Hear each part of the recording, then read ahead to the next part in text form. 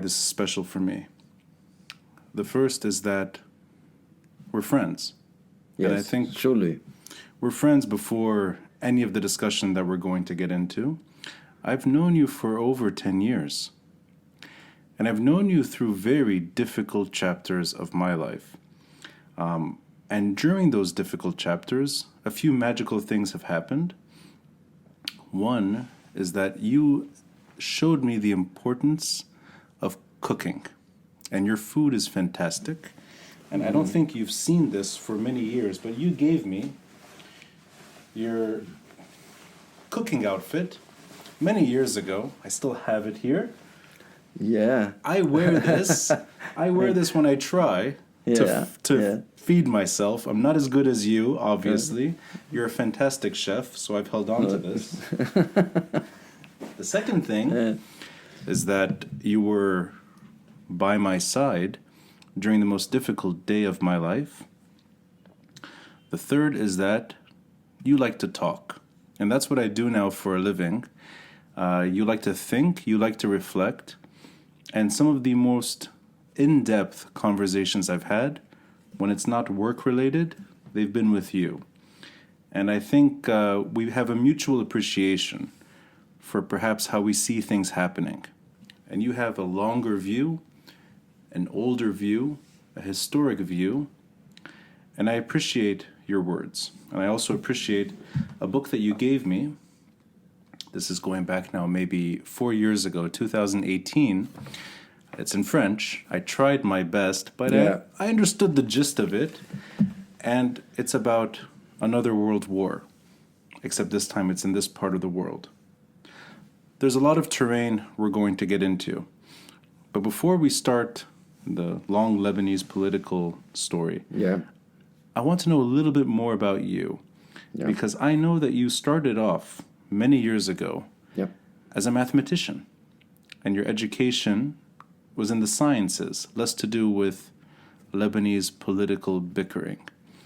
And I know that your politics evolved over time, but let's go back to the beginning. Yes.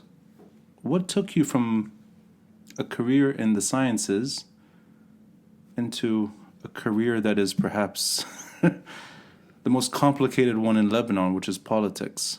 So as much as you can say about the first steps. The first step was a love story. And I was at the university, and I had a love story with a girl, which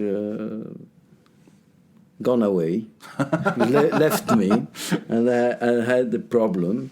She was more mature than me.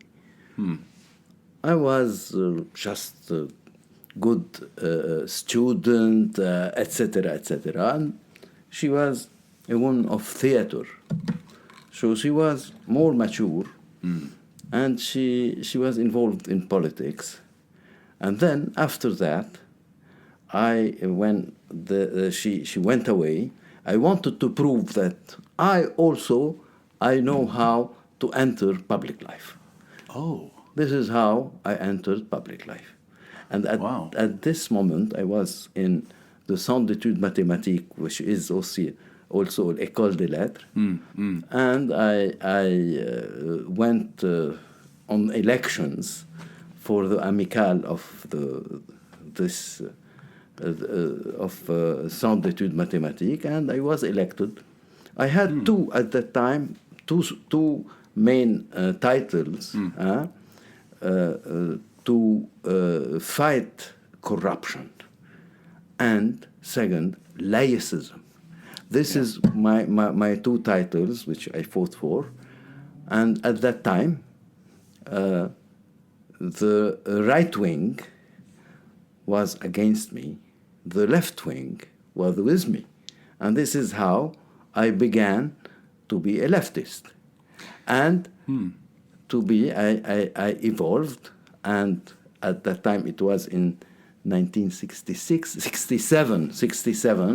And, you know, it was the time where there was the imperialism, etc., etc. So I got to be a Marxist, Leninist, Maoist, nationalist Arab. You did something quite special. About 2 months ago, when we first discussed setting up this episode, you sent me two things really. It's your resume, but it's also a bit of your biography, and it's written by you. It's your words, and there's a lot of things in there that, in a way, for me, it's only the things that I've read about, I've never experienced, which is the delicacy and the very difficult chapter of modern Lebanese history before the Civil War. That ideology was a big part of the story. Yeah. And people changed their minds. And I got from what you were sharing with me that it is those years that you were, in a way, discovering your politics and at the same time evolving them very quickly. And is it fair to say that you started your political career as a Marxist-Leninist? Or am I being too assertive in saying that? No. I began to be nothing before for 1 year. Then little by little, I got to be a Marxist, Leninist, Maoist, and a nationalist Arab. And I wanted to combat the Zionism, imperialism, to go to Arab unity, etc., etc. Now, as much as you can say, what drove you in that direction early on? What was the inspiration for going down that road? C'était l'air du temps. It was to be at that time on the rightist is to be stupid. At that time, it was perceived like this. Mm-hmm. I'm not saying it's true, but it was like this, and you know, Vietnam and all this, and the cultural revolution of Mao, and Marxism, and also the revolution of '68 in France. Okay. And then I went to France in the '70s and to make my doctorate in mathematics, and there I mixed with all Arab revolutionary, and that's how. Then I came back to Lebanon, eager to combat, to fight, etc. And I got involved into a group which was a very dangerous group. And very extremist between brackets, and then the experience of the war was a very, very dense experience. And when there is dense experience, then you discover realities. You discover the realities of man. You discover how much they are involved, how much they are involved, and then. The revolutionary, revolution, the ideological revolution, cultural revolution in China failed, and I saw how Arabs were not really for an Arab nation. Each one wanted to be himself, etc. And I saw that. At the end, that the human tissue, the human is more individualist than collective, so and this made me say that communism is very beautiful, but it doesn't correspond to the reality of the mankind. I'd like to unpack this a bit. So a love story takes you from the sciences to politics. Yeah. The French Cultural Revolution and everything that it encompassed, its political revolution, drove you in an ideological way both into left-wing politics and studying in France. And then the Civil War made you reconsider those. Yeah, because it was an experience, you know. Even in Maoism, if you have a theory and if you want to see that if this theory is true or not true, it is the practice which shows you that it is true or not true. Well, the practice of this very dense moment from 74 to 77. It was a very dense moment, and I saw many things. I learned many things, and I saw that the theory I believed in was not that didn't correspond to realities. What was the group that you joined in the beginning of the Civil War? What was the name of the group? I didn't join. I created with others a group. Yeah. What was the name of the group? There was no name. There was no name. No name. No. But you mentioned that there were extremists. But we were. If you want, we had an Arab scope first, and the main persons in this group were Lebanese and Palestinians. Right, and this was an armed group.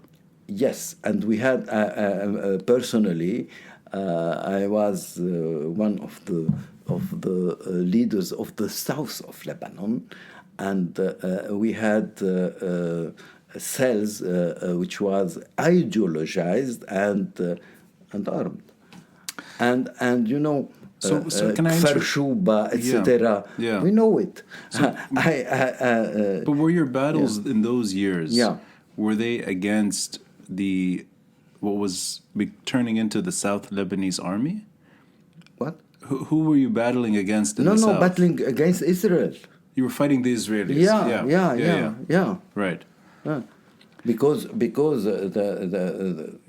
question first, there was the imperialism and the Zionism. This is one pack, and there is the second thing is the second objective was to unite the Arab world, the Arab nation, and the third objective was to make a popular democracy. Which would be the first step towards socialism and then communism. So this was an ideological war, more than anything. And I know just enough about that transition. I've never really heard it from you. I've heard it from other people. Yeah. And I know that things changed dramatically years later. But I'm curious about what takes you from fighting the Israelis in the late 70s to becoming associated with the Lebanese Forces? Yes. Just a few years later. Yeah. And can you just, sorry to interrupt, which year do you actually identify yourself as a member of the Lebanese Forces? No.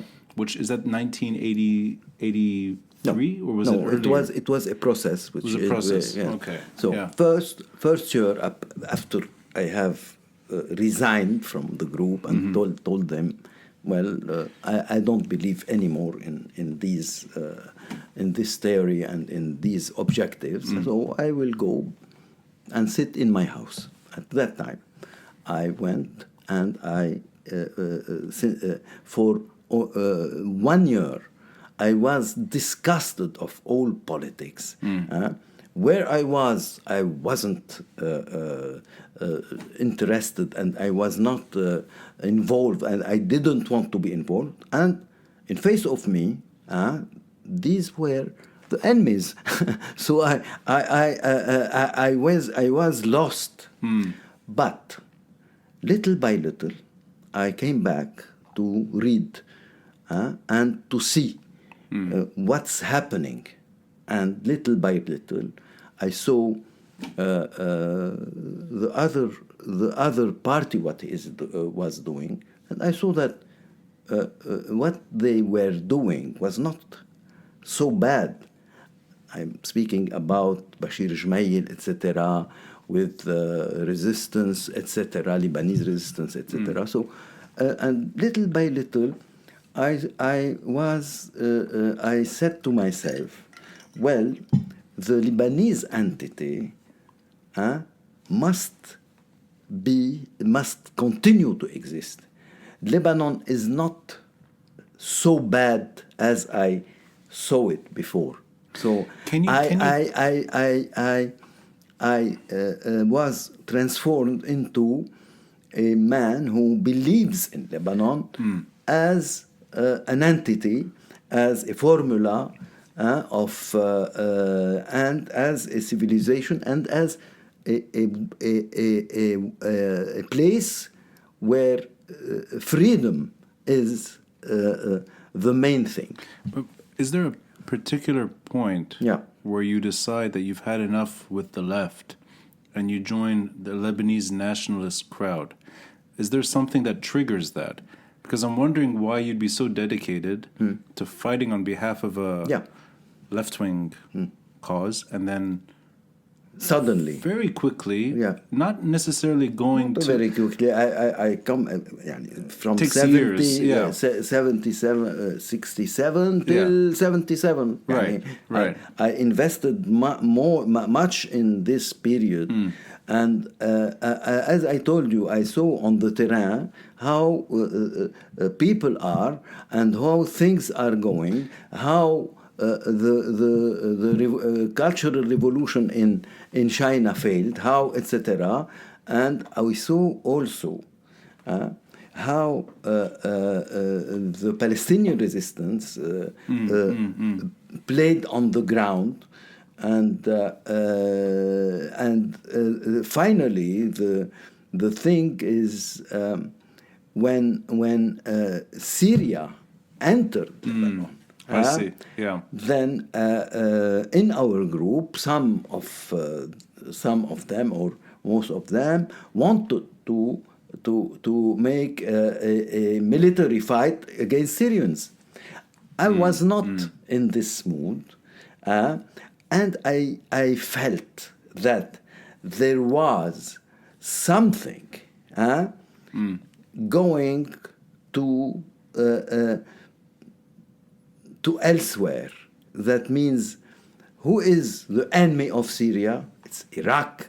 So I felt that there was somewhere a sort of linkage between this and the fact that you must fight. This is the main thing that, well, I was not in this mood, and I saw that the entente between the Lebanese front and Syria was against nature. And that it will fail at a moment. This will not continue. So why to go and make this fight? And this, for this particular reason, I got out and I had reviewed after more my position, and I was completely sure that I made the good pace. So you saw, in other words, the ideology going from something pure to something in a way perverted over time. Yeah. And you decide slowly, within a number of years actually, that Lebanese nationalism isn't so bad after all, in terms of where you stood politically. But did you join the other side? I will tell you, yes. Till the 82, I didn't. I had no relations. Yeah. And only by reading Nahar newspaper 1 year before the Israeli invasion, in my circles, I felt, well, there will be an Israeli invasion which will go till Beirut. And this is what happened. So after this, there was the killing of Bashir Ismail.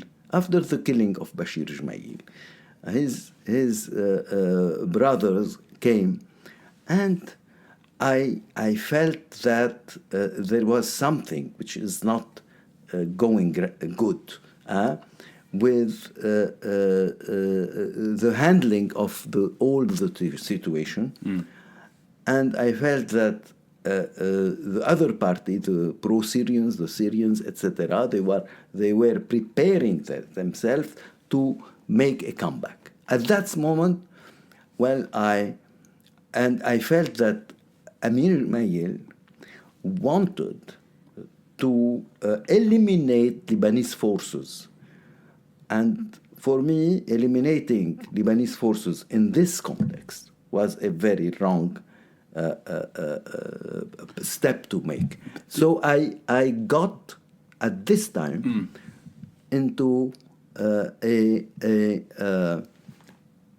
into a linkage with Lebanese forces. But did you join in any military way? Was it more? No. So first of all, I was in the West Beirut till 1984, October 1984. Okay, I was there, and in reality, I was born there also, in Antari. So this was the part of Beirut of that I lived in. So you stayed until 84 in Antari. You were living. No, I am not. I no. After I was when I was a child. يعني شو بيقولوا خلقت هناك. You were born in Antari. Okay, I see. Yes, till a very long time. But when I returned from France, I went to Zarif. I was in Zarif. Oh, I see. Yes. Had the lycée near the lycée Abdel Al. Yes. Okay. So I was there. And well, I didn't know anybody, from Bashir, etc. But I knew that I had a person that who was with me in the university. So I contacted him. I see. And knew that he was a proche of Bashir, and this is how I got to a linkage, and I saw the person which was named Alex. Today he is a how to say a writer, a very famous writer. His real name is Percy Camp. Okay. Do you know him? I know the name. Yeah, I know. Percy Camp. So. Yeah. So we saw each other once a week, etc. And my idea was, pay attention. The Lebanese forces must continue to exist. So this was this was the first idea of Intifada. You see. So this is without holding a weapon. So you're joining the Lebanese forces, but not I'm not in the Lebanese forces. I wanted just to speak with them and to tell them to be aware. At the time, I told Alex, well, I want to meet with Samir Jaja. He told me, well, I will let you meet with Eli Hbaya. And I understood that he was linked to Eli Hbaya. In fact, he was the director of the analyst department of the Amin. So let me actually try to understand something. So this is there's two questions. No. Eli Hbaya and Samir Jaja are on bad terms in those years. No, they were not at that time in bad terms. This is before they start. Because they were competing maybe for the commandment, but there was first the first Fadi Frame, then after Fadi Frame, Fuad Abu Nadir. Right. Okay. So this is before. And this when I got in relation, it was at the end of Fadi Frame term. I see. Okay. So this before they have a falling out, but I'm curious about your actual role. Yeah. Your name does come up in politics during the Civil War, but I don't really know what was your actual. Were you in a position? Was it just yourself talking to people? Were you part of a political party? When? I told you before. In 1984. In 1980. Wait. Yeah. So I was in the Traversée du Désert. That means I was not any with anybody. So you were on your own. I was on my own, and even I didn't want to be implicated and to be in the Lebanese forces. I just wanted to give them the advice and to speak about the situation and to tell them pay attention, because at that time, Pierre Jmail he has one thing to do. Amin Jmail. No, Pierre Jmail, the father. The father. Yes, yeah. He had his son killed. He didn't want to have the second son killed. So he was in the mood that since we have the president, we don't. It's not necessary to have Lebanese forces. Yani he covered, if you want, all the politics of Amin Jmail. So you're really talking about the beginning of the break between Kata'ib and Lebanese forces? No, it's there is no break here. There is no break. But inside the Kata'ib, there was Samir Ja'ja is a Kata'ib, and Eli Hbaya is also a Kata'ib. But they are in the Lebanese forces. And Amin Jmail wanted, if you want, wanted to dissolve the because there is no need of it. There is the Lebanese army, and he is the president, etc. So there is no need of this. But my point of view was different, because as I was in Gharbi, I saw that they were preparing to a comeback. And in a comeback, the army cannot do anything. It will split again. So there was a necessity to conserve something which is called Lebanese forces. This was my view. So Toufic, let me ask you then, the years that later, which are horrible for anyone in Beirut, especially when the Lebanese forces and the Lebanese army under Michel Aoun start battling. This is the late 80s. Do you have any official relationship with the Lebanese forces? No, I must go back. Okay. Yeah. Okay. So first, so I asked Alex, I want to see Ja'ja. He told me, I will let you see Eli Hbaya. Then I told him, well, I didn't saw him. I stopped seeing him. Then he accepted to that I see Samir Ja'ja. I went to Tara. I saw him for 2 hours, and I took with me the book that was a sort of main book for the ancient belonging organization, which is called موضوعات الثورة العربية. Okay. That means the main topics of the Arab Revolution, etc. Yeah. So, and I told him I was like this, etc. And I am here to tell you this. That's all. So I didn't tell him I want to enter to be. At the second time I saw him, he told me, well, I will propose you to come to here, from west to east, and you will also facilitate you to be in the Faculty of Science, the second in this region, and you will be my number 2. I told him, how can you propose me such a thing? You don't know me. I don't know you. We just met. So he put 4 people to make a dialogue with me. And we met, etc.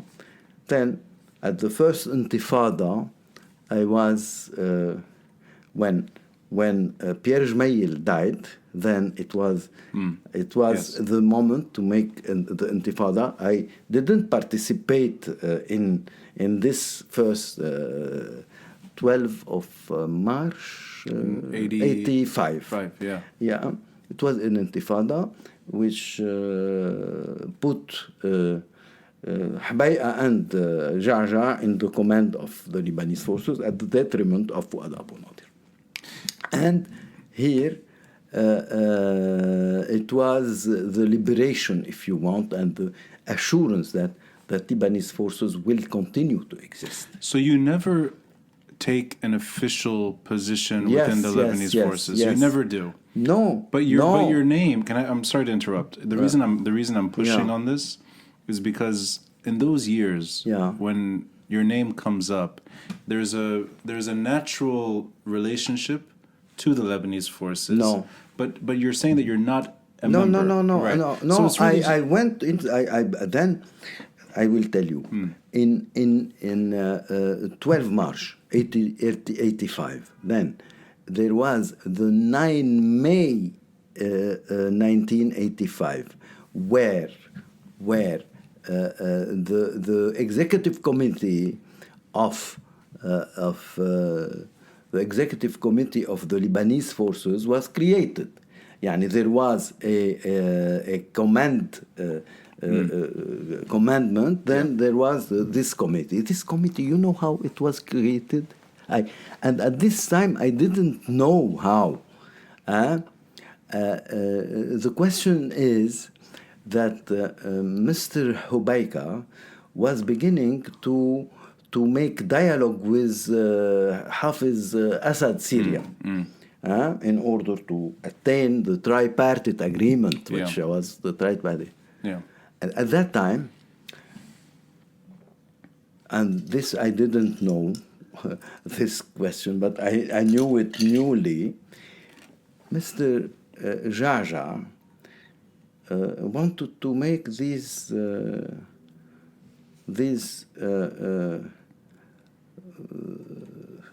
how to say mufawadat, negotiations himself.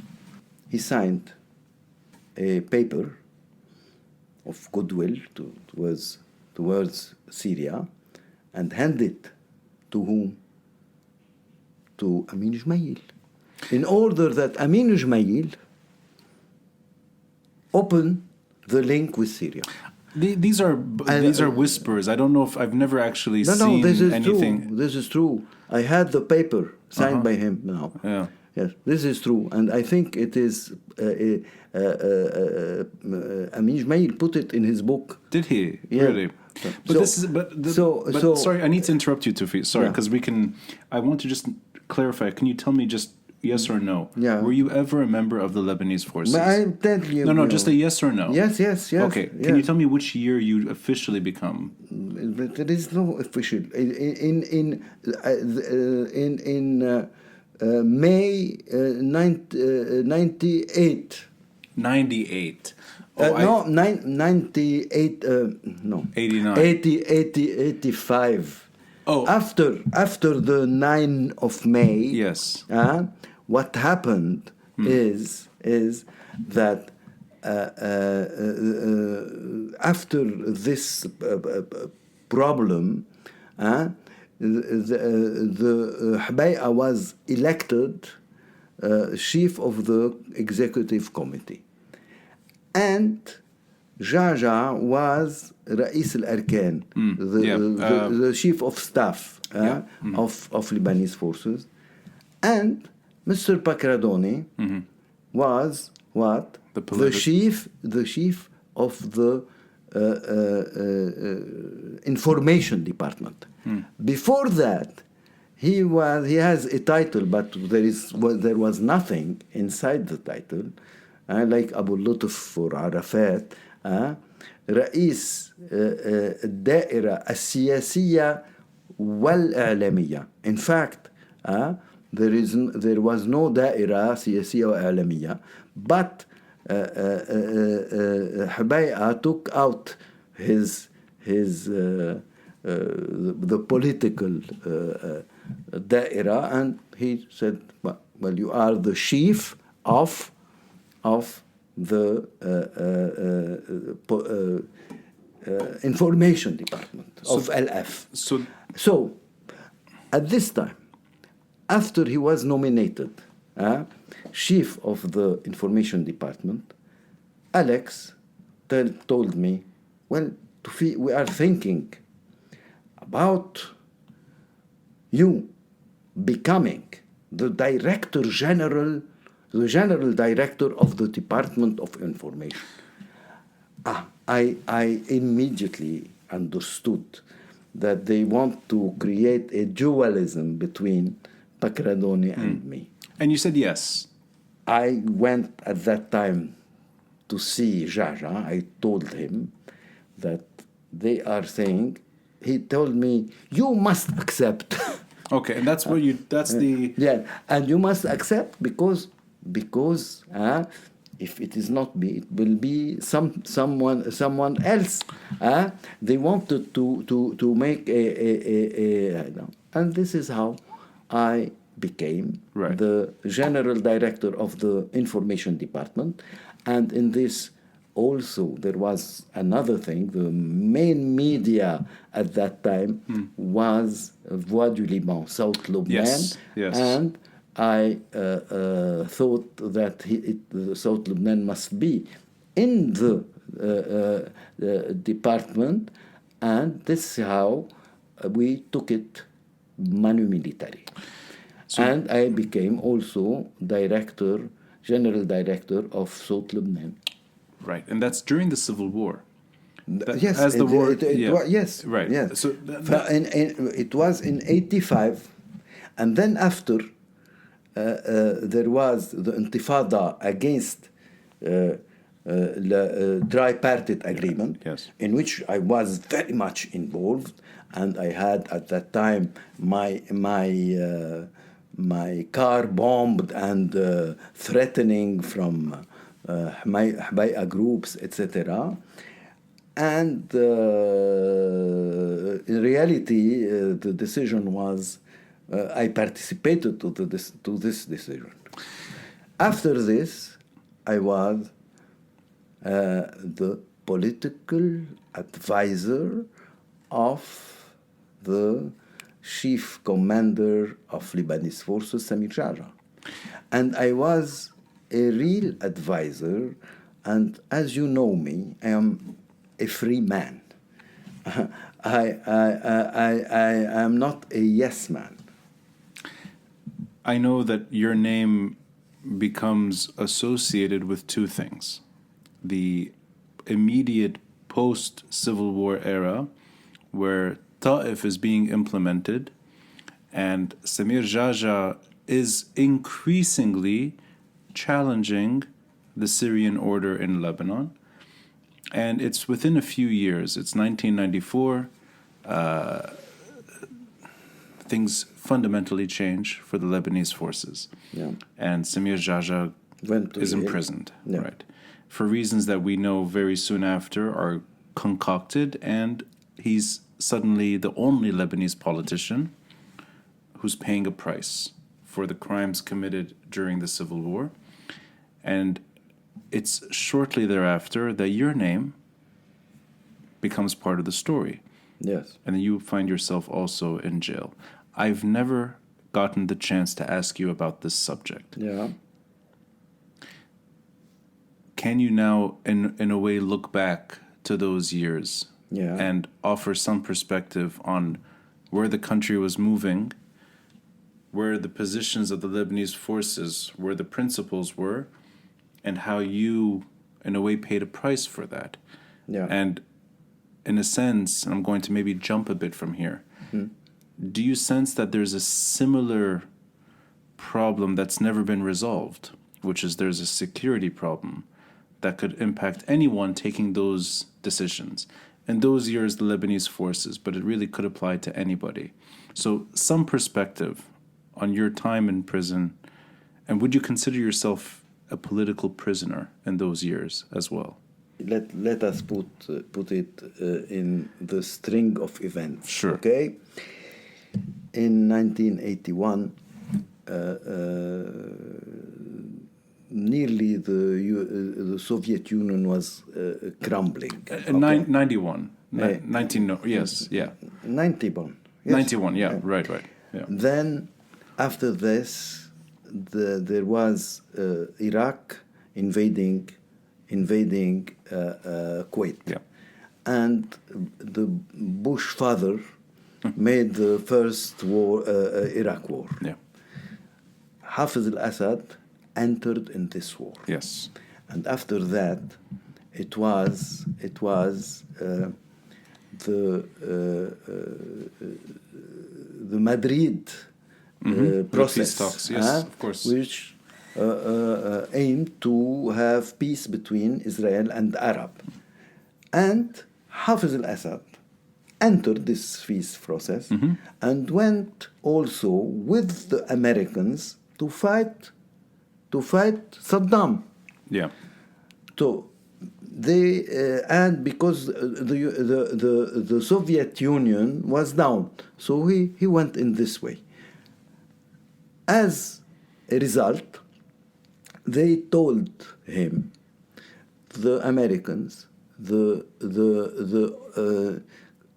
international community, the Arabs, and Israel, when you can take Lebanon, free hand to Syria and Lebanon, and this is how it began. Okay, now free hand in Lebanon, and surely the Lebanese forces was seen as what? As opponents to the Syrians.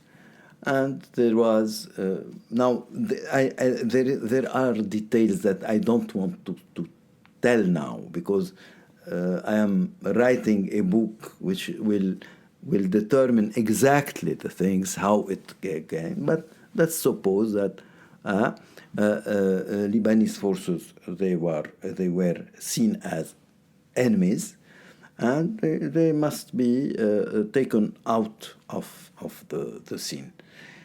And this is how the Lebanese Forces Party was dissolved, and Geagea taken to prison. At this time, the one who stood like a rock, who is it? Me, not anybody. And I was at that time, I'm speaking of the high ranking, between brackets, whether there is no high ranking now. At that time, and there were with me 4 guys. One of them has died recently, since 2 weeks. 2 weeks, no more. No, since at the end of the year, with Makhoul. There was Salman Smeha, there was Jean Aziz, and there was Eli Kairouz. These 4 guys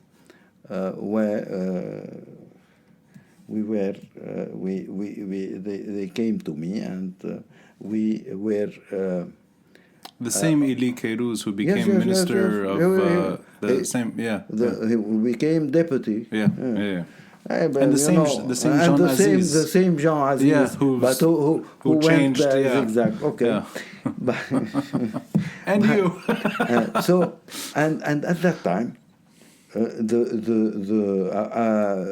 the idea was, we must continue our struggle.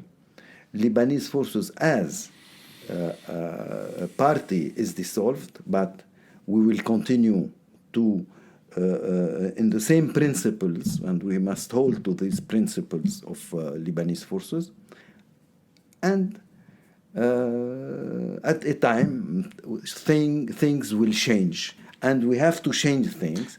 And Geagea want to go out of prison unless Syrians are out. This was now. I don't want to enter also into details, but there was others who thought I don't want to enter now with details. I don't want to say who. They thought that maybe at the time something, some arrangement with Assad would take out Jaja from prison. So there was 2 points of view. We continued in this till I am not going to say all the stages, but Ernie Chahwan. But that's okay. So that's, sure, that's later. I played a major role. But Toufic, can you? Is it 1998 that you entered prison? Did I get this right? No. 2001. Sorry. Yeah, it was the 7th of August. I'm sorry. 2001, and then you were out by 2002. Is that correct? 2002. I entered August 7, 2002, and I got out February 9, 2002. I see. So 2001 to 2002.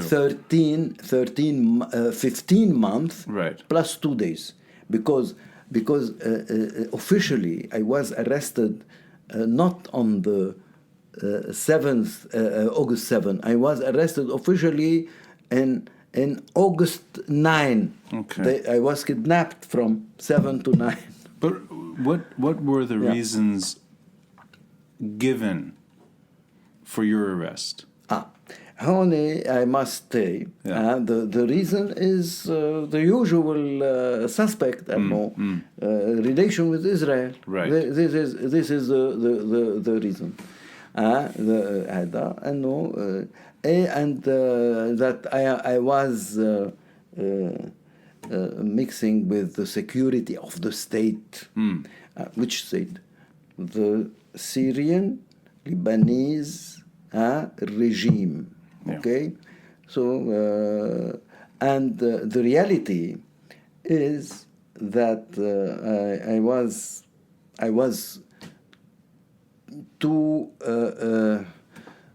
was too much effective. Why? Because first I was very, very, very close to Patriarch Sphere. And they considered me like the devil who is near him. And second, because my role in creating Ernie Chahwan and my capacity to connect with people, even with Muslims from the other side, any connection at that time which is not monitored by the Syrian regime, was considered as something which is very, very dangerous. And third, because I belonged to something which is Lebanese Forces, and that Lebanese Forces is a real force on the terrain at this moment. It's important to remember, though. It's important for anyone to remember. Lebanese Forces was a banned political party, but it still operated in these ways. Yes. So it was still. But we were saying we are not the party of Lebanese Forces. We are the current. Courant, Tayyar, Tayyar, and we are free to have an opinion about things, etc. So your role. This is why they chose me, they picked me, and the direct problem was the reconciliation of the mountain, where Sphere went to Patriarch Sphere went to the mountain, and reconciliation between Druze and the Christians, etc. And it was terminated at August 5, and at August 7 there was a raffle. They took many of the Lebanese forces and of Aounists also. But the one who remained till the end and who had it was me. I want to ask you a delicate question, and it's the most delicate question I'll ask you. I'll ask it as diplomatically as possible, and you say whatever you'd like. You can ask it not diplomatically, no, bluntly. Because the thing is, I ask it out of a place of I'm a bit naive when it comes to certain details. Mm-hmm. I know that your name at the end of the war, and especially when you're in prison, there's a friendly association with the Lebanese forces. It's not one that is at odds. It's actually in line. And then later on, after Samir Jaja's release, but really it's in post-March 14 environment, I hope I understood this right, from our conversations and from in general information, that you had a falling out with the Lebanese forces. What does it mean?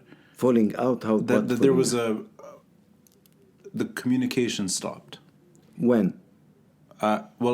Maybe you can tell me. No, I will tell you. Yeah. When there was an ongoing problem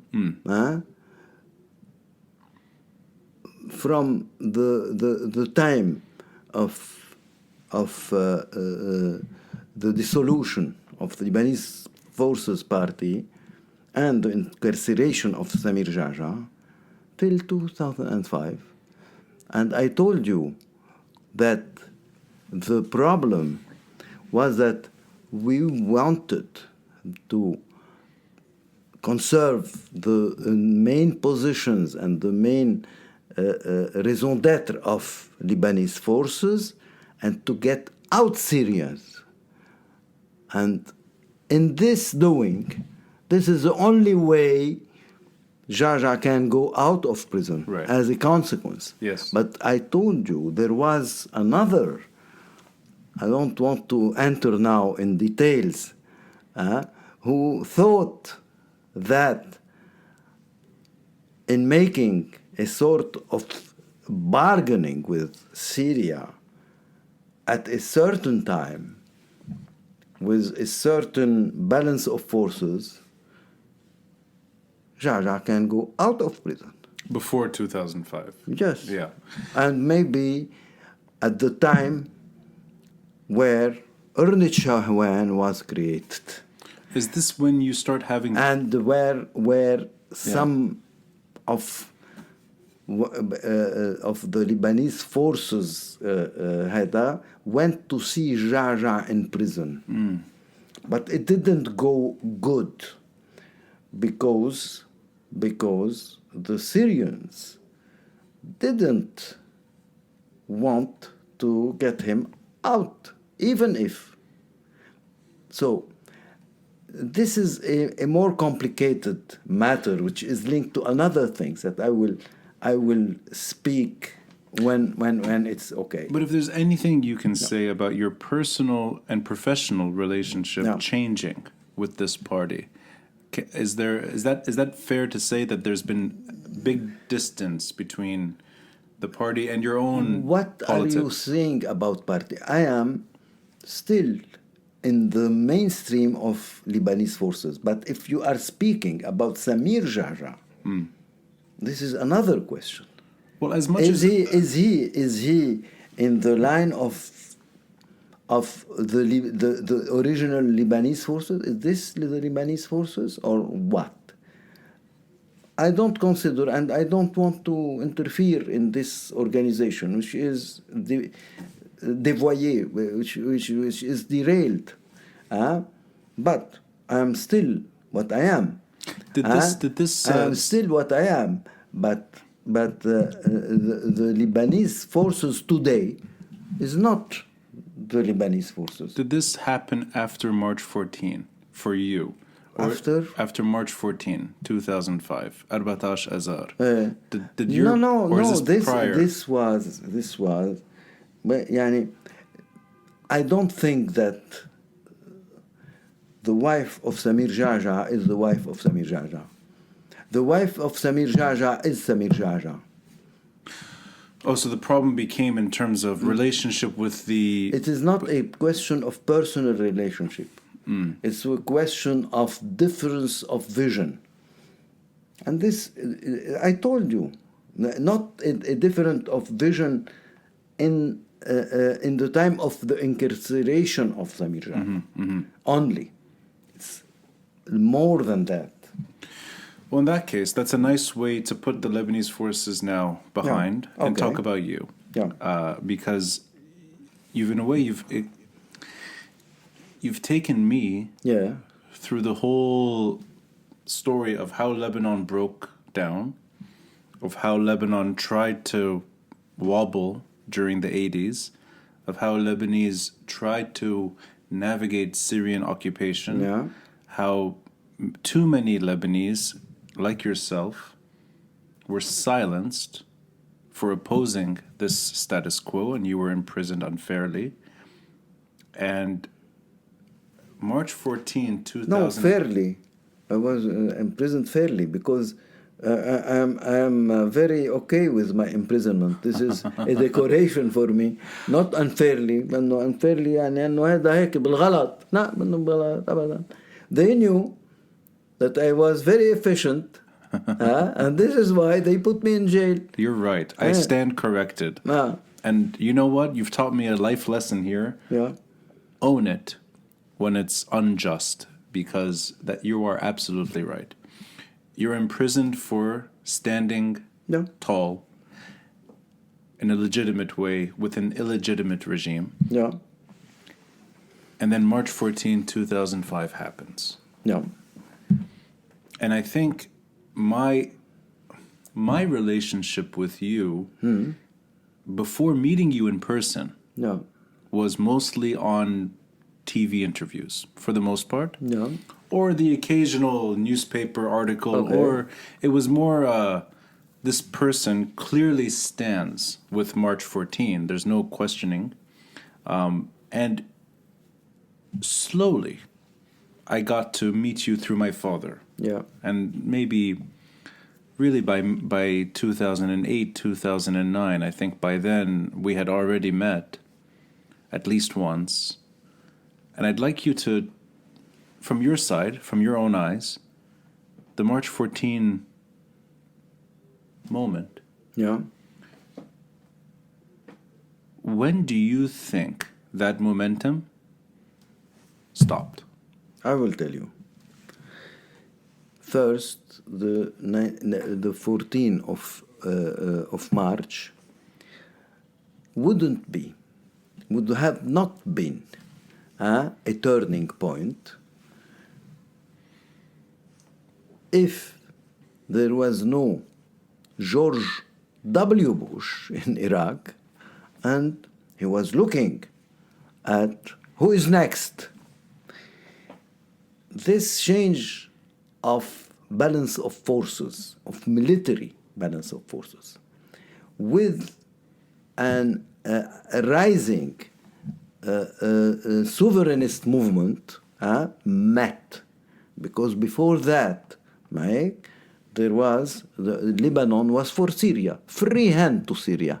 This free hand to Syria began to finish in 2001, when there was the attack on 2001. Oh, September 11. September, oh, sorry. Yes, September, yes, of course. Yeah. This was a turning point. Yeah. And from there, the neocons with George W. Bush, they went to the region, and Afghanistan, in 2003 in Iraq, etc.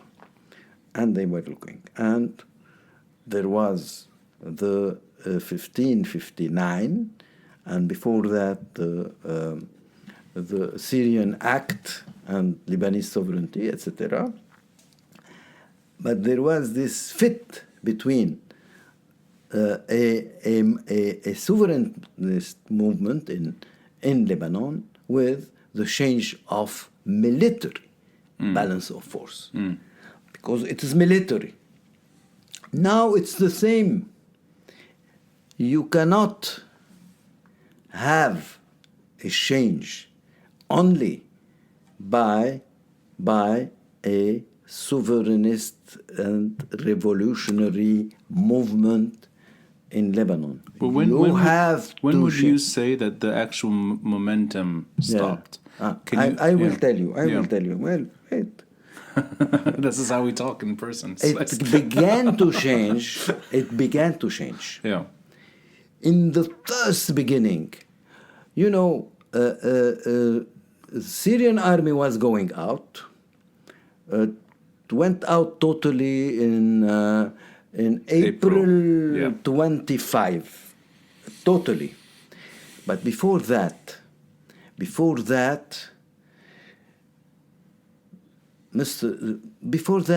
inside Ernishahwen, there was a discussion.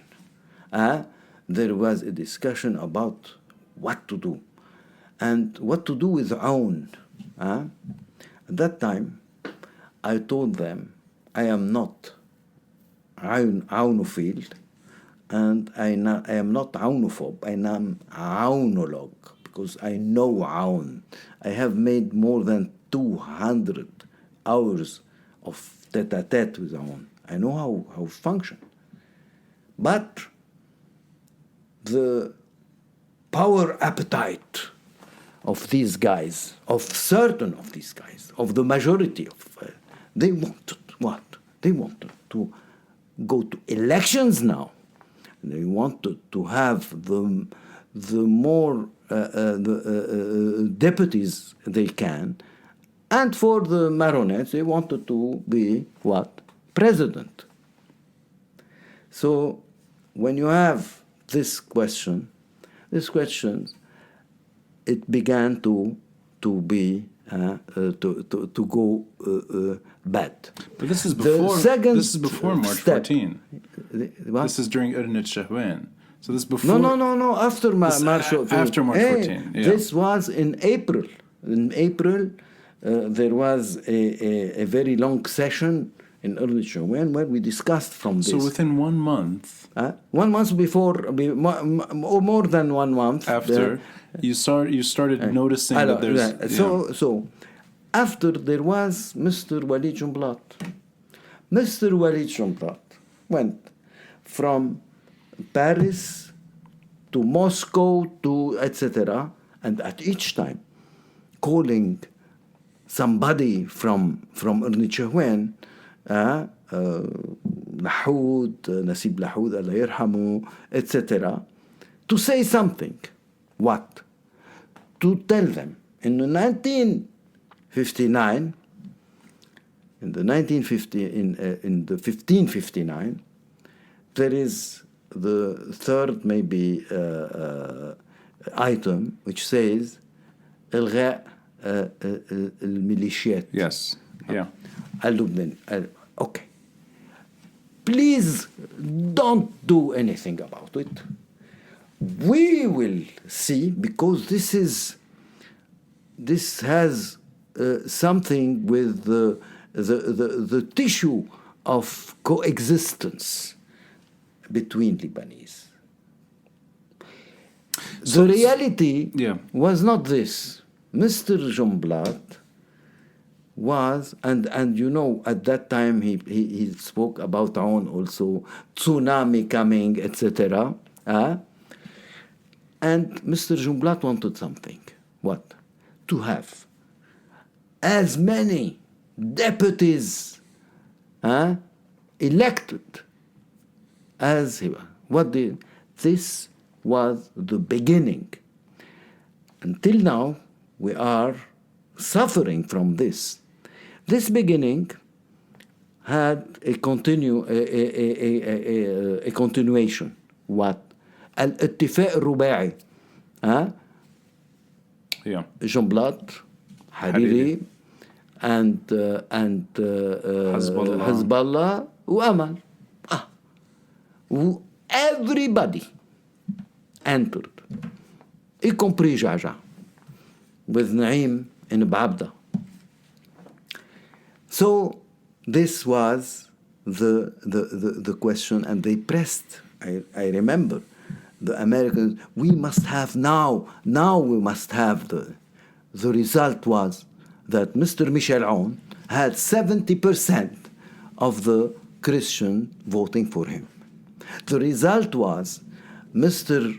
Signora made a government where there was Hezbollah and Amal and etc. And this had another thing.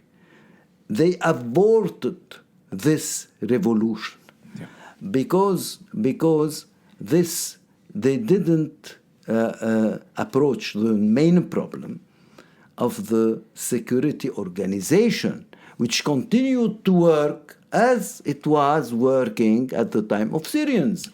So this is why there was اغتيالات, one of them. And I don't want to continue how all this brought us to the day situation. So let's hold on to that. On ammo, in one word, you cannot, when you have an existential problem, give the priority to power play. Okay, this is their problem. They wanted the power, and when you want the power and you have this problem, you have a very big problem. It is always the power play which prevails on the national interests. Those 17 years that we've lived through, and I got to know you, and this is longer than the Civil War, longer than the Syrian occupation, a very, very difficult, paralyzing process for anyone living here. Our lives crossed because you and my father became friends. Not friends. Also, we were twins, political twins, your father and we were friends and political twins. Uncle Toufic. Okay. Nephew. Here. My nephew. Where's my... Do I get inheritance? I don't have anything to give you. Well, I mean, I have the book, so at least I'll take another copy. Okay. You speak frequently with my father. Yeah. And you also develop a friendly relationship. It's not just politics. No, I mean, it was two things. Friends, friendly relation, very, very close friend, and political twins. Political, friendly, and it just happens that as you both were talking increasingly, and I would join in at times and just sort of listen in. My life changed forever. I actually turned down a person who was going to pick me up, one of the drivers that was supposed to take me from my apartment to the hospital or to my mom. I insisted to go with you. Yes, I remember. You, Claude, your wife. I think maybe Nick was with us too in the car, I believe. No. He was not? No. There was someone else with us. I think he was there. Yeah. My memory is very bad of that day, but I do remember. I don't think it was Sada. I think it was Nick. Yeah. I have to check. But we drove. Or you drove. Yeah. Or Claude drove. I don't even remember who was driving. It was your driving. Yeah. And I will never forget that you were not just by my side, but you were very supportive emotionally and everything. Our conversations have continued. And I think now that it's been over 8 years since that assassination, that we do see each other regularly, it seems like there's a permanent problem in Lebanon. And it's a problem that I write about regularly, I talk about regularly. It's a problem you're always commenting on, whether it's on TV or even for that matter when you're writing. And this is why I wanted to bring this book, is because it's not necessarily focusing in on Hezbollah in particular. Yeah. But, and I'll try with my French, une troisième guerre mondiale pas comme les autres. Yes. It's not bad, huh? Yes, a third world war, not like any other. And I understand and down here, strategy yes. to confront a jihadism without frontiers. So I understood from my limited French, Yeah. trying to skim through and understand as much as I could, Yeah. that the book is two things really. It's about groups like Hezbollah and how they operate, but not just Hezbollah. And it's talking about a security problem the region faces. And it's a security problem none of us can solve at home. I want to ask you, in the last few years, I saw that you tried to even flirt with the idea of politics, running for elections. I saw that you were re-engaging on your terms, in terms of offering advice and maybe even commentary. But I understand from you that the problems are not here. And I think I feel the same way 100%. And if that is the case, if Lebanese at home cannot solve this problem here, what is the outlook in the near future? Whether it's this country or the region, or even for that matter, Iran's relationship with Hezbollah and Lebanon's predicament in general. Are there any ways out for the next generation? Or am I going to grow up in the same Lebanon you're living in right now, the same dysfunctional, messed up system that you grew up with? And is this just a fait accompli, that there's no way out of this mess? Yes, I will answer you. First, we are under Iranian occupation. Why do I say that?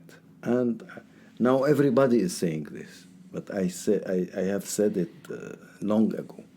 Because, and here you can see it with, there is a chapter, there is not a chapter, more than half of this book is on the Islamic Republic of Iran and what is it, etc.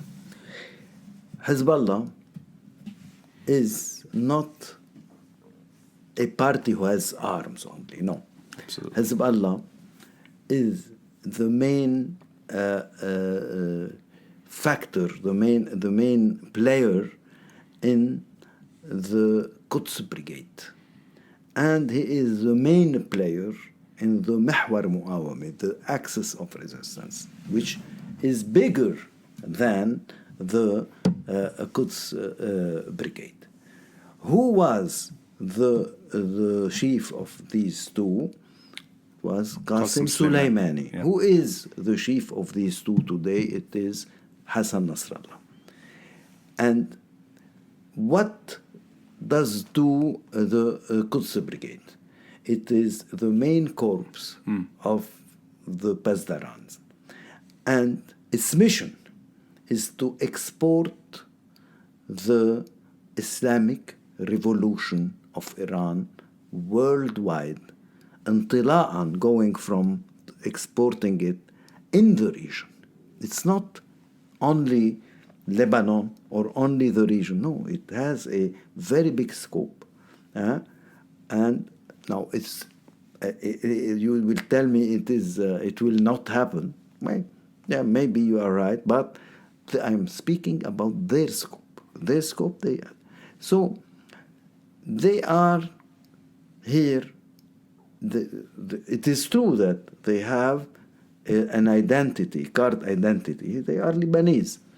But as a group and as a vision and as a strategy are not Lebanese. They are Iranian. This is what you can say. You are under an occupation, an Iranian occupation of Lebanon, via Hezbollah. This is first. The second problem is a much complicated problem. It's not a question only of communities, no. It is in the socio-politic structure of Lebanon. The one who spoke about it very clearly is Ohannes Basha Kuyumjan, the last Mutasarrif of Lebanon, who wrote a book about it. You're the second person who's referenced him on the podcast. In 2003, it was edited by in Paris, and now I think it is in Arabic. I think so, I want to bring it in Arabic. He says something which is very, very true, and which I really experience in my 50 years, more than 50 years of political activities. He says the structure, the political, socio-political structures of Lebanon is a mixture, a mélange hybrid mixture of Aryan feudalism and Semite tribalism. Aryan feudalism and now let's take the first part, the question of Semite tribalism. Arab are Semites, Jews are Semites. They are tribes. There are tribes. These tribes, how it function? Well, you have the chief of the tribe, and this chief of the tribe, all the tribe is with him, whatever he do, and he is always right. He is always right. But he can take a position A, and the second to take a position non-A. He will be always right. Okay, this is the chief of the tribe.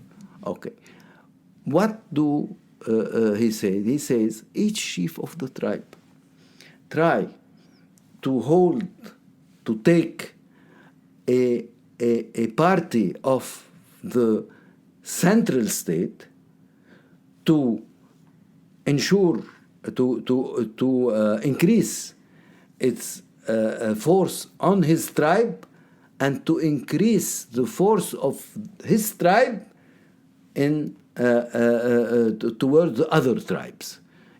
بيقوي حاله تجاه القبائل الأخرى. So this is how you have to corruption. This is corruption. So what do you see?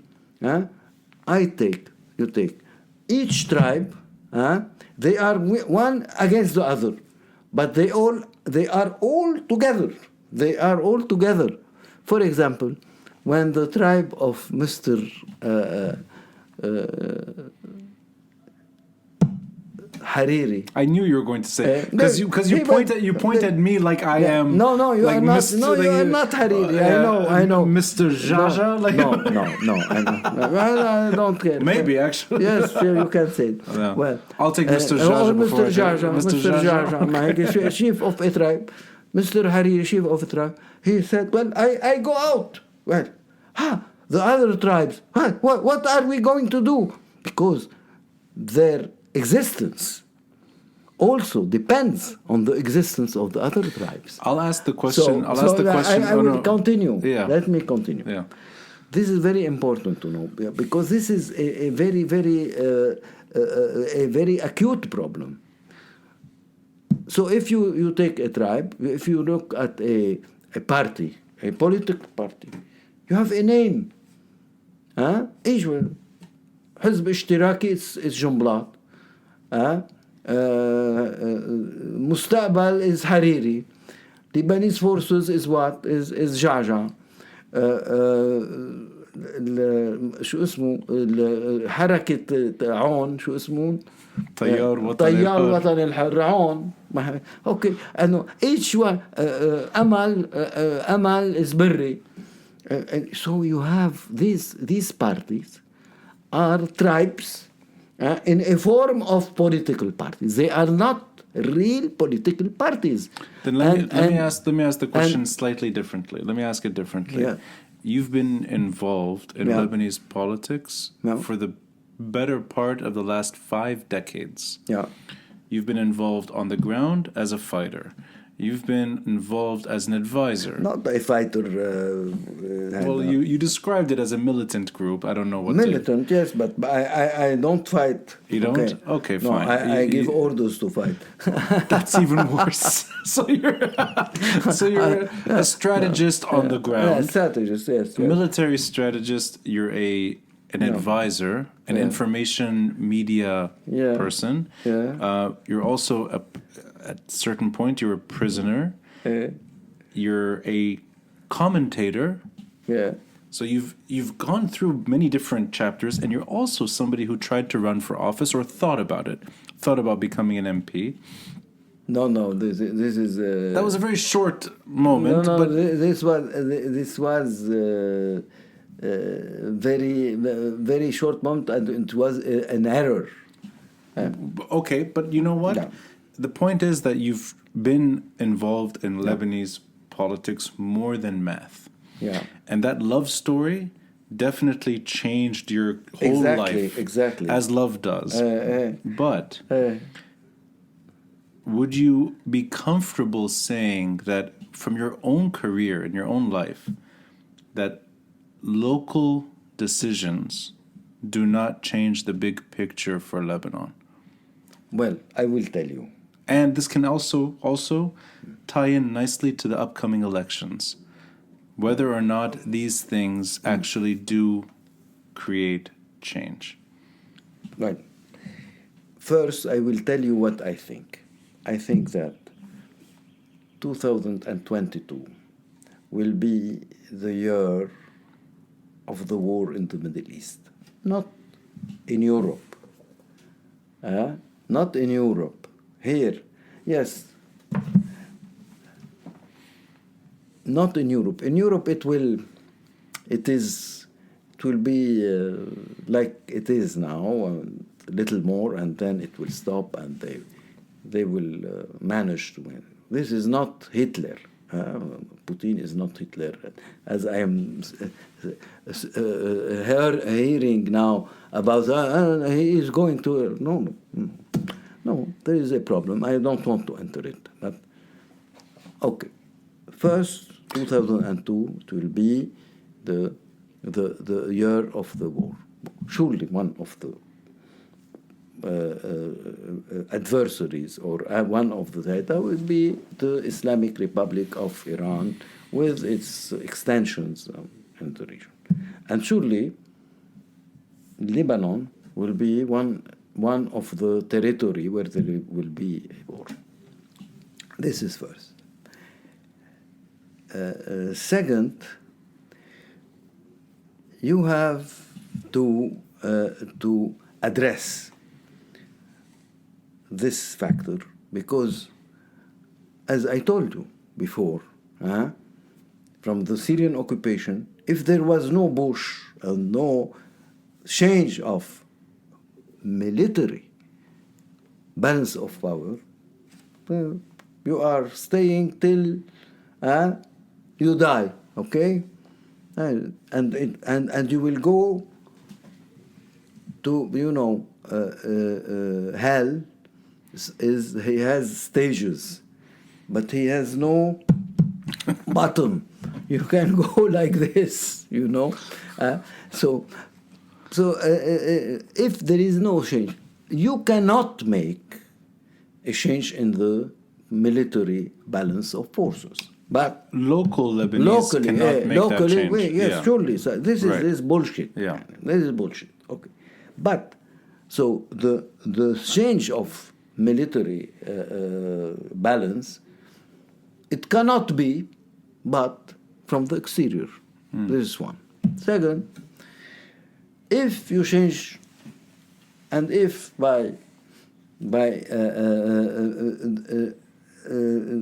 you have solved the problem of the Iranian occupation, okay? Solved. What do you have? You have the tribes, the same tribes who will come, hey, we won, etc., as you saw them in 2005. You remember it, and they will then take Lebanon to another excursion. So I think, now I'm very serious, this problem must be addressed. We cannot leave it not to be addressed. And to address it, you cannot address it like this. I think that in order, our problem is double. First, we have the occupation. And at the same time, okay, the occupation is the main principal objective, but there is another problem which is fundamental, but not principal in this stage, but we must address it. It is the question of these, not political parties, these tribes. You cannot let them come back. They will do what they did, and you will have a problem. And today there is really a Saura. I am not speaking about the ones who say, well, we are the Saura. No, nobody is the Saura. The Saura is something which is inside each house. There is and I remember something, because you didn't live it, in 1958. Fuad Shahab. Fuad Shahab is a very important person. Fuad Shahab came and he tried to finish up this establishment. كان يسميهم the fromagists. أكلت الجبنة. And they were very good at this time. So not the one that we have now. Lebanon's fate. Lebanon's fate. خليني كمل. Please go ahead. Yes. Because we must have from now to see that we have to clean all this, and to clean the deep state, because the deep state, y compris the judiciary corps, is all in the hands of these tribes. Everyone has his part. So the fate of Lebanon and Lebanese is military balance more than local change. No. The local change, you must see it with two phases. I think that Lebanese people, altogether, with their structure, are not able to govern themselves. This is a very important thing. I think that they must be put under a mandate, an international mandate. And this exists. This exists where? In the charts of the United Nations, chapter 12, chapter 13. There is something which is called the international mandate. And you can call for an international mandate over Lebanon also, with saying that there is a sultan, a regime who kills his people. These are killers. So the answers to this country are not here. What? The answers to this country are not here. No. But here, now, no. Right. No. Okay, The Lebanese people are not capable to govern themselves. So I'll ask one but they have an occupation, I'll ask one final question, and it may actually tie things up. What we're seeing right now between Russia and Ukraine, where Ukraine clearly cannot do anything to stop Russian incursions and attacks and invasion. And the international community, aside from Russia, doesn't seem to want to really get involved beyond sanctions or maybe some economic activity. It's not our story. We are not in the Soviet sphere, or we were never in the Soviet sphere. We were never part of that border problem that Russia faces. We're not NATO. At the same time, we have what appears to me to be a similar security problem where Lebanon and Lebanese cannot do anything so long as there is a bigger security problem that is suffocating the country. And I'm going to ask it in a way that links everything up. Does it simply have to do with external powers, regional players getting involved in other countries for their survivability, and these smaller countries with not many friends tend to suffer the most? Yes. Is that a fair way of looking at what's happening? No. Okay. I will tell you why. Lebanon is very small. As Lebanon as itself, who cares about it? Nobody. But Lebanon, everybody must care about it, because Lebanon is the heart beating of the Islamic Republic of Iran. In Lebanon, there is the big part of the jihadist army of Iran, which is disturbing the security of the region, the peace of the region, and creating instability. So, from this point of view, the world powers, the Occidental powers, will have to look at it, and it is much more dangerous than what is going on in Ukraine. Because here, you have big issues. First, you have China. China is not in the Pacific, Asia Pacific, as Mr. Biden say it. China is here. It has a strategic alliance with Iran. Russia has. They are preparing also a strategic alliance with Iran, like the Chinese one. And here there is Israel, which is a special friend of the Occident.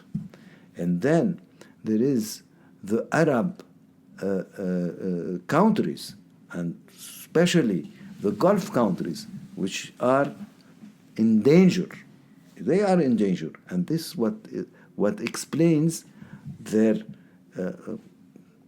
reaction towards Lebanon. And why are they so blunt with the Lebanon?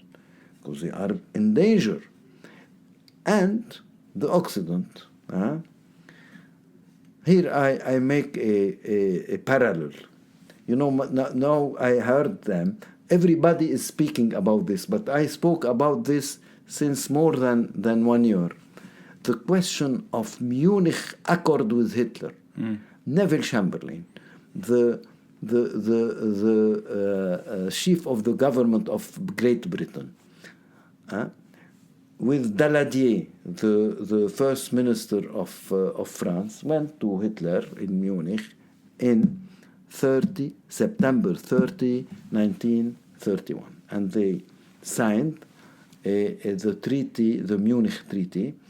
And this Munich Treaty says, well, Mr. Hitler, you can take the region of Sudet in Czechoslovakia. And they thought that this will appease Hitler. 11 months after, September 1, 1939, Hitler take Poland. He invade Poland. And this is the beginning of the Second World War. This will happen with Americans, with Europeans, which are now trying to appease Iran, to make business with Iran.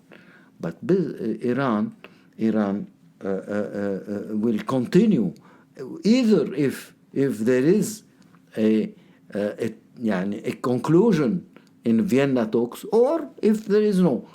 They will continue, and we see it. And you see what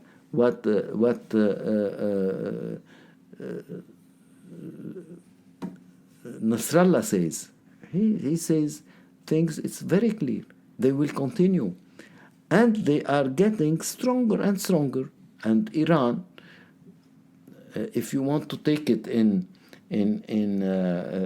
terms of a state, normal state, yes, it is not very strong.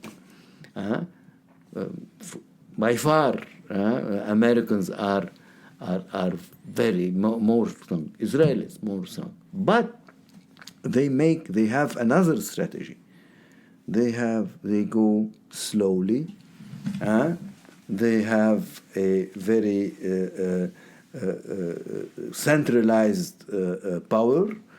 They have a strategic view. They have missiles, and they are very, very good in it. And you can look at it from experts, military experts. They have developed it. They have developed also UAV, and this is true. And they have an arm which nobody has. The kamikazes. They are making a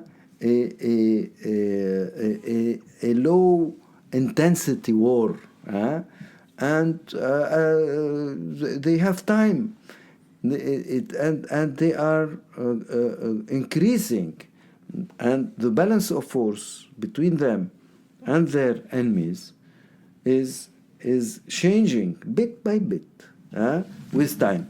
So this is why I think that now, and if they continue with this low intensity war, they will be finished up. Even Israel, I do think this will happen, because they are really encircled, and they cannot do anything. And this is why I think in 2022 there will be a war. Even if now you look at all players, nobody wants war. Nobody wants a real war. But war will happen. You know, when Neville Chamberlain signed his accord, Churchill told him, you had the choice between dignity and war. You lost your dignity and you will have war. So I think that we are at a time where things cannot stay just stable like this, because they are dangerous issue, existential issue, which are for many entities in the region. This is it.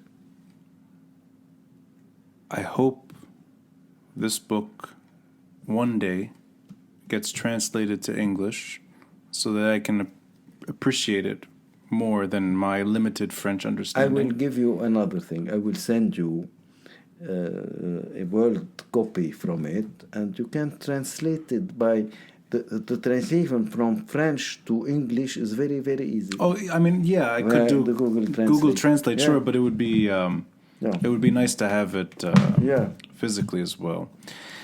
I will say something, and I hope I'm not overstepping here. I think I have now known you without my father longer than you knew my father. So 8 years or more that we've spent time alone or with common friends. Every time I speak with you, I think the conversation gets very deep very fast and always goes back in time. And that's something that I count on when speaking about this country, that there needs to be some perspective.